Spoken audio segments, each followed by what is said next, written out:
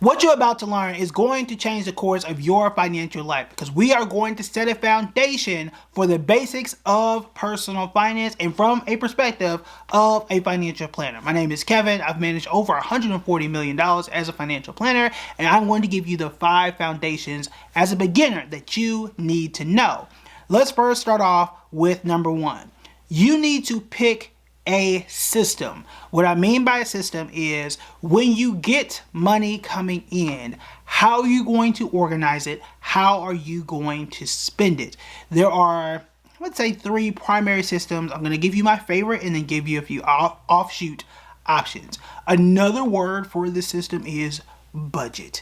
People don't like the word budget, but my favorite is the high 5 banking method. You can check out this book here, which is one of my favorites on it.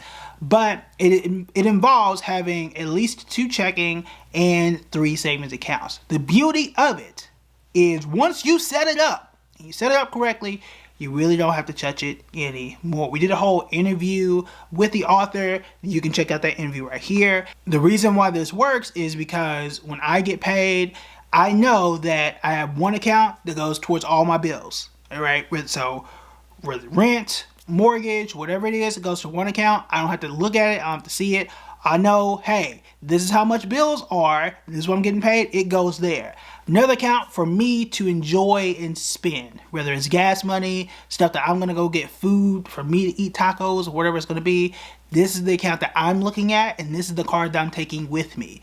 Then I've got my long-term savings, right? My emergency savings account. Then I can have a long-term account and then a savings account. So that's 2. Then I can have my emergency savings, something that I might want to have, 12 to 18 months of my expenses, right? The things I know that I'm spending money on.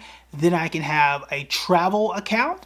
We want to take trips. I want to have that separate because I want to spend my emergency savings money. And maybe I'm not putting money into that every single month, right? But that is where I'm going to put that. And then the 5th one can be optional, right? Based on what you find in the book or what you find important. For me, as a business owner, that's taxes. Okay, so that is where I'm putting my additional money for taxes. But everything is organized. Every time I'm getting paid, I can divvy them out in those 5 accounts. I don't have to sit here and say, oh, I have to budget these things and figure out where all this stuff goes. And most importantly, this keeps me out of debt. Okay, I don't have credit card debt that's piling up. I know this money goes towards bills. And as long as it goes towards bills, everything else is fine. And the reason why I like it is it keeps me in check and keeps me out of debt. I don't have a ton of credit card debt. It gets paid off every single month. The reason why it works is because my bills go to one spot and it leaves me with the money that I want to play with, right? My bills, my savings, my travel, all that kind of stuff is all split out.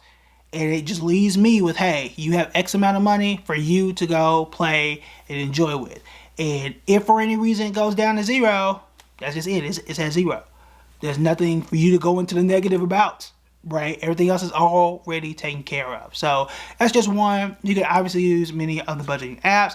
There's the envelope system if you're someone who enjoys more cash. So there are other options out there, but the high 5 banking method is my favorite. So that is the first thing, is having a system. Without the system, nothing else is going to matter. You have to have a way to organize everything that's coming in so then you can optimize everything going out. Now the next part, you can start off with those 5 accounts, right? One of those is going to be your long-term savings.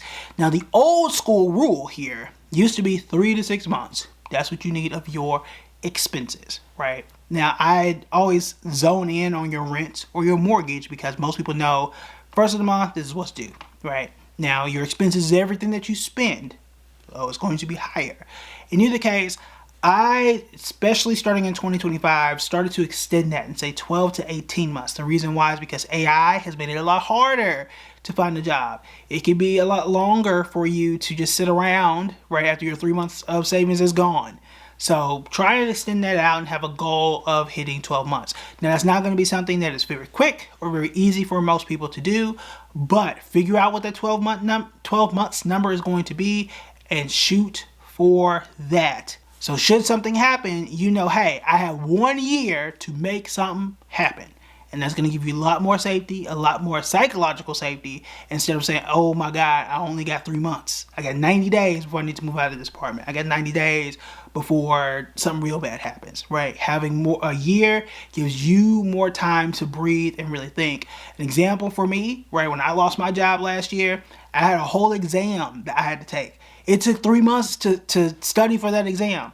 If my savings was extremely low, I would not have had the mental capacity and space to pass that exam. I would have been way too stressed knowing that I only had 3 months of savings, and that was the bar that everybody was recommending. So I'm shooting more and recommending more towards that 12 months, even 18 months if you want more security. So now you've got your system. Now you're shooting more towards 12 months. So you've got your high-five banking system. That's number one. That is automated, right? You know how much is coming in, and you're saying, 1,000 goes here, 500 goes here, so on and so forth. All right. You've also said the X amount is going into the savings account, and it's going to be every 2 weeks. That is automated. Now you want to move into the investing piece. Again, the savings and the investing can happen at the same time. There are a lot of people who just say, I want to put everything towards my savings, and once I hit that 12 months, then and only then can I go and invest or pay off all my debt and then I can invest. No, absolutely not. Because time is of the essence. The stock market was up double digits in 2025. What you don't want to do is pause and wait. You will never be able to go back in time and get that interest back. Even if we're talking about a 401k, you will never be able to go back in time and get that match that you should have had or would have had. So I don't recommend just pausing everything so you can hit another goal unless it is in extreme circumstances. If you want questions or you're considering that and you think you are in one of those extreme cases, call me. Okay, I am a financial planner that can help you to build confidence, clarity, and momentum in this economy. You can go to buildingbread.com/call Kev. Again, that call is free. We can sit down, look at your financial situation, and decide what is helpful or most helpful for you in times like this. In either case, the investing piece is what helps to multiply your money. Everybody talks about compounding interest. This is that compounding interest. You have your system. You've started to save in case you have an emergency. That's building an additional cushion. And now that investing piece. This is where people get rich. This right here is what gets people rich, is investing over time. The earlier you do it, the cheaper it's going to be for you.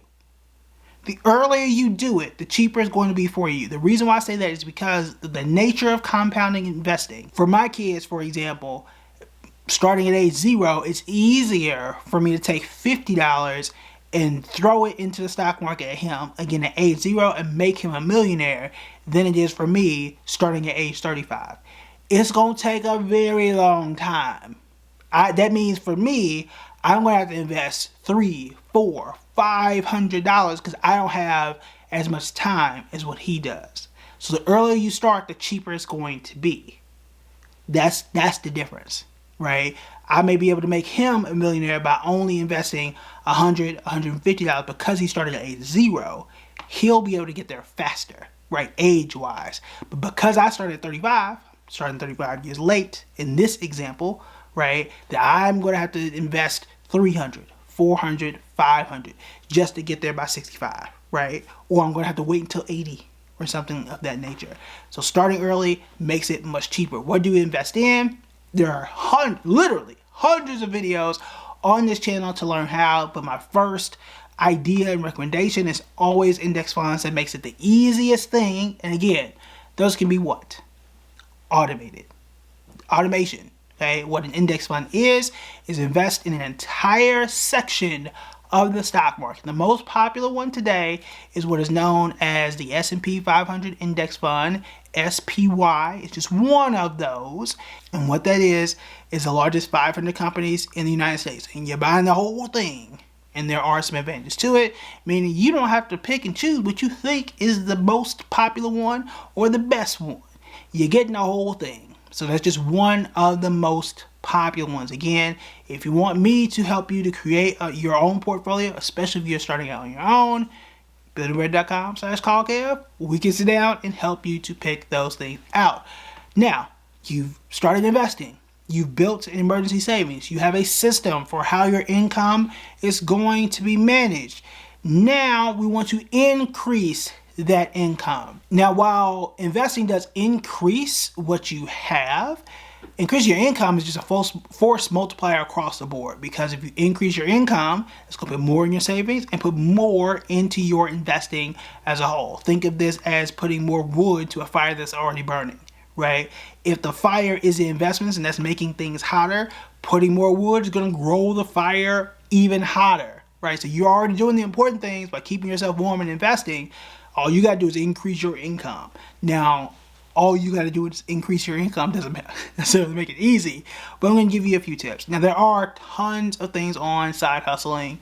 I mean, there's the gig economy, doing Uber Eats, things of that nature. And those are valid to a degree. However, I would argue, especially if you are someone who, is kind of in corporate America, that's the route. Either in this, it really depends on where the economy is. If the economy is down, I've done some research on this. If the economy is down, you might not want to hop jobs. But if the economy is improving by the time that you're watching this, switching jobs usually, or being promoted even, is usually the best and fastest way to increase your salary.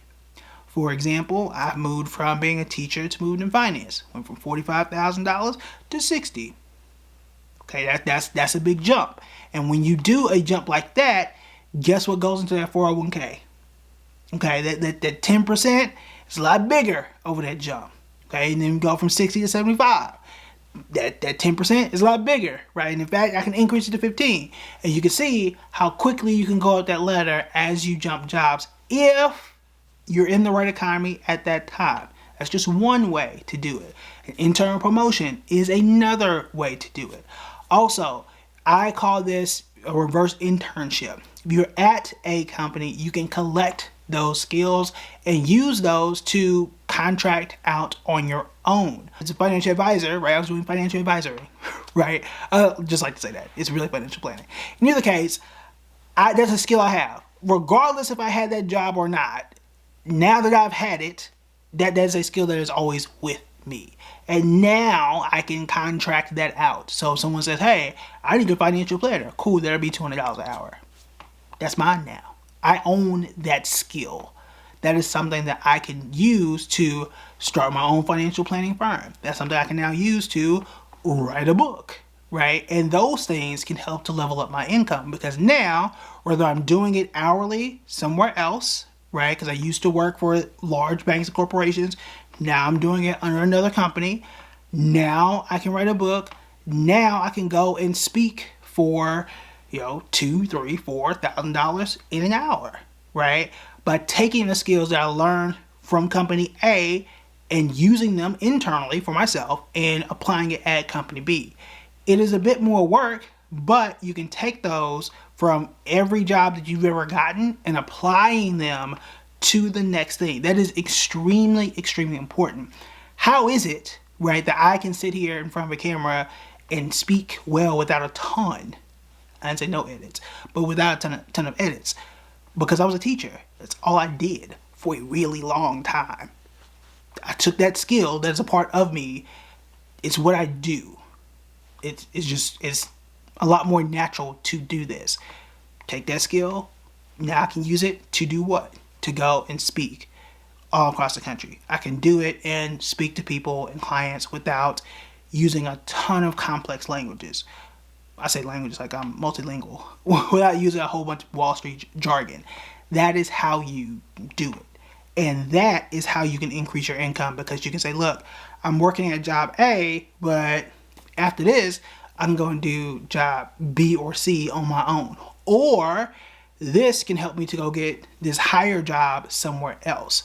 Those are ways that you can do it. And then we move over into 5. I always argue that there are 3 parts of finance as a whole. Save, invest, protect. We've talked about the savings, right? We talked about the investing, and then the protection piece. How do you protect all the things that you have built? You've got to avoid the distractions. You've got to avoid the hype. What happens so often is that people will build up the right habits. They'll build up some cash, build up some assets, and then lose it because they've gotten some bad information at times. They've fallen into something that they truly didn't understand, or everybody said, hey, you should invest in this thing, and you didn't know, and you invested in it. You want to be able to say, look, this is my system, this is my plan, and this is what I'm sticking to. How exactly do you do that? One, I've already given you a hint. Give you 2 hints, really. The first one is by automating. If you have the majority of your things automated and you leave it alone, more often than not, you're fine. What you don't want to do is have to rely on your own willpower. So if you're using the high five banking method, your hands are off. If you're investing in index funds for the most part, your hands are off. If you are, talking to a financial planner, doesn't have to be me, but if it is, we can converse and have a layer between you and a bad decision and say, hey, look, I've researched that. I don't think that's a good idea. And that can perhaps stop you and prevent you from taking a long walk off a short cliff. Might be valuable for some people. But the other part of it is knowing when to either turn off those distractions or turn off those notifications, especially when the stock market is down or when the stock market is volatile. There are far too many people feeling like they have to be plugged in and have every single breaking news notification as if you are some sort of special day trader. You don't need to know what's happening in the stock market every single day. You don't. I need to, because people are going to call me and ask me questions about it. You don't.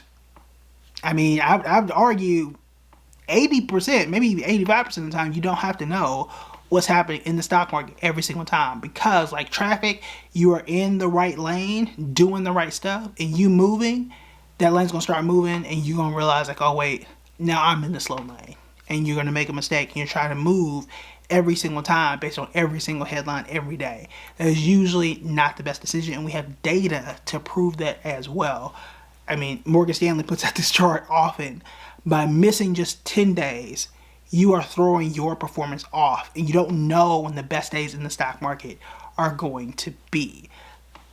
So stay away from the hype, stay away from the fear and some of those headlines, and more often than not, you are going to be okay. But if you want to learn more about personal finance and perhaps any more medium to advanced techniques, you want to check out these videos right here.